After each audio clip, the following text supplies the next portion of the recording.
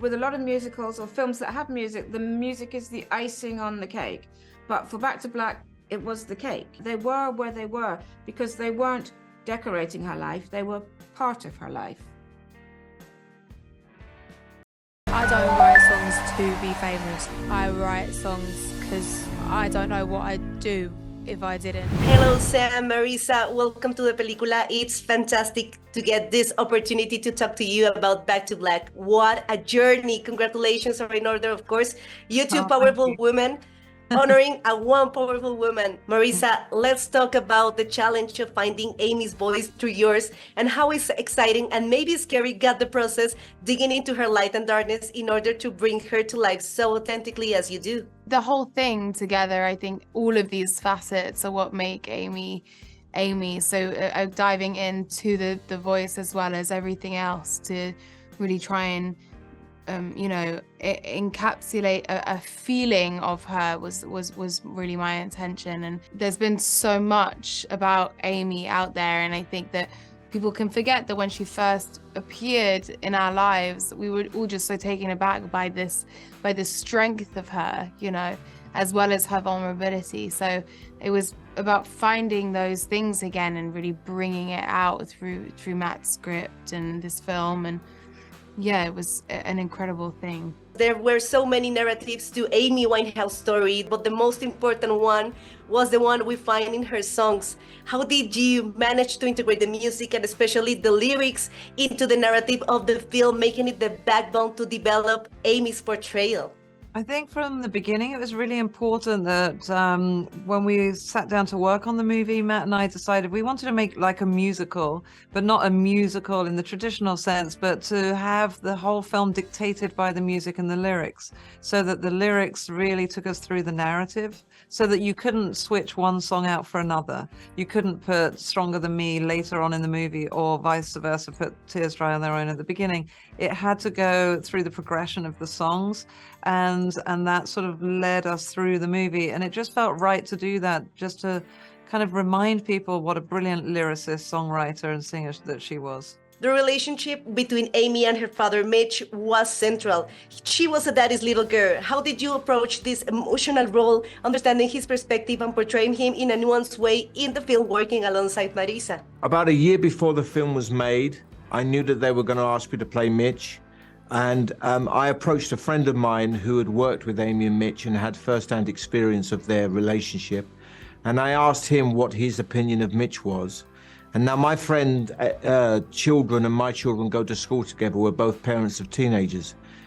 And my friend said that he liked Mitch. He thought he was a father who loved his daughter, but there was an impossible situation and he did his best, but he made mistakes. And I recognized that within myself as a father of children, that I love my kids, but I make mistakes every day. So before they sent me the script, I decided that I wouldn't do the film if it sanitized Mitch or it demonized him. I would only do it if it showed the true humanity. And I was pleased to see that Matt, the writer, and Sam, the director, had the same vision. We was all on the same page. When I got given the script, I wrote at the top, "He is a father." That's what I wrote, and that's how I played it.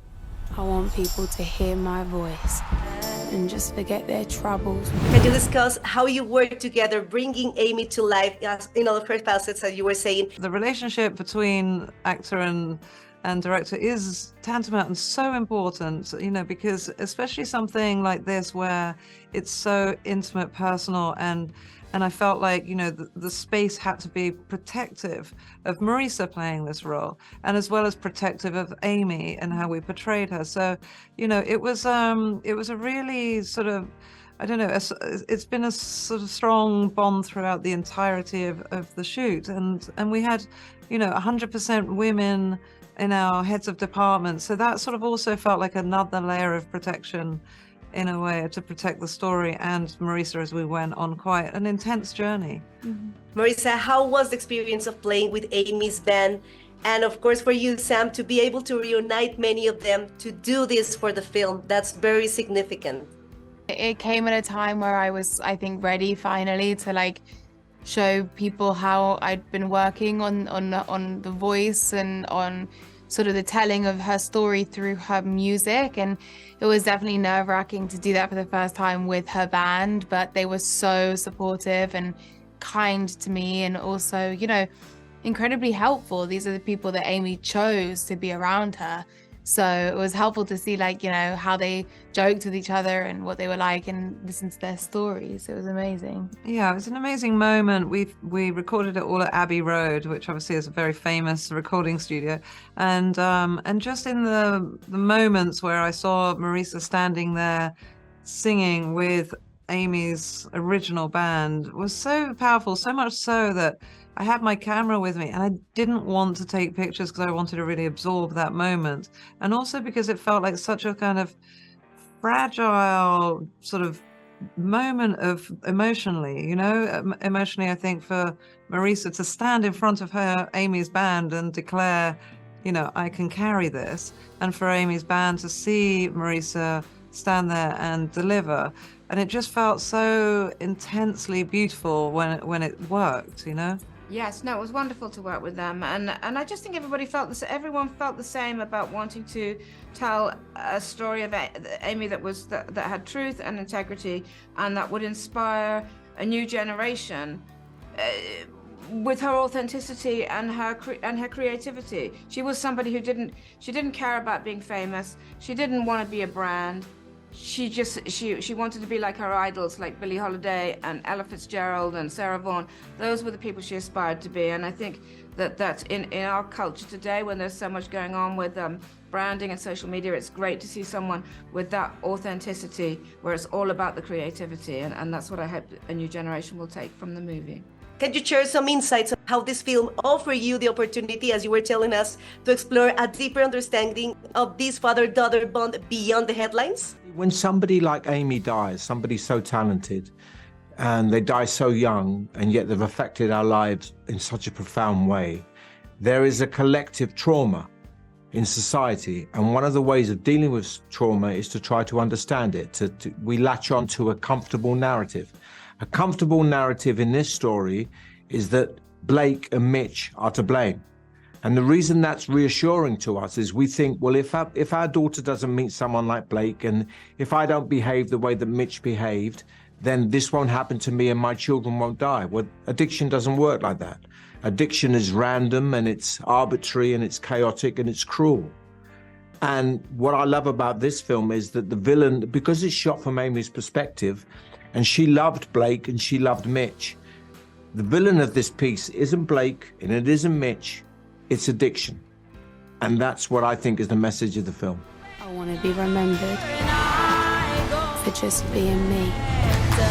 Can you discuss the importance of music in storytelling from a producer's perspective, and how it can elevate a film's emotional impact as we see it on the film? In approaching making a film about Amy Winehouse, the music was the most important thing, and to get the permissions and the approvals from the record companies and the publishers was job number one. And I didn't approach my director, Sam Taylor Johnson, until that was all done, because there was no point in making a film if one didn't have those permissions.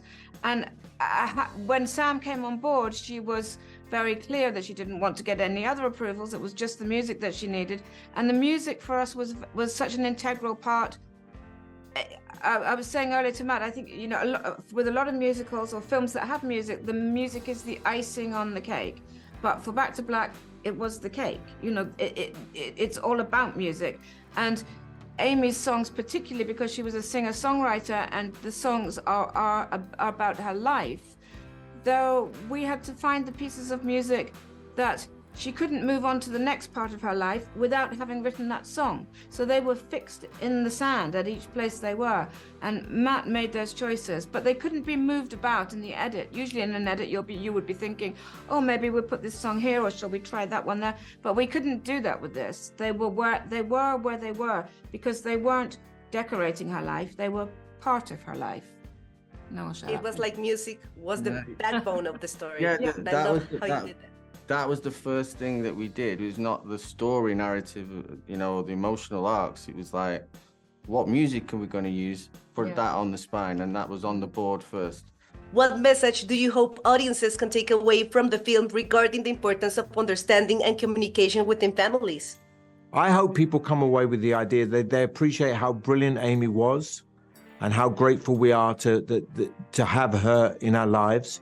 And also to realize, to come away with a greater compassion with those who suffer from addiction and for their families, because it's terrible. They not only the addicts, but the families suffer terribly, and people should have more compassion and understanding. I hope that they'll take away Amy's spirit of triumph and fun and celebration, and maybe dissipate some of the darkness that surrounds her and let the sun come out. Yeah, I just think, you know, to take away the plastic wrapping of some pop culture, and artists like her, you know, wish there was more of them, but, you know, just that creative honesty. Hopefully young kids today will see what she did and what she did for the world, and copy her, really. Congratulations on the film, Marisa. You are spotless on the film, and Sam, you are amazing. So thank you so much for being with us on the película. Thank you so much. Thank you. Amy Winehouse.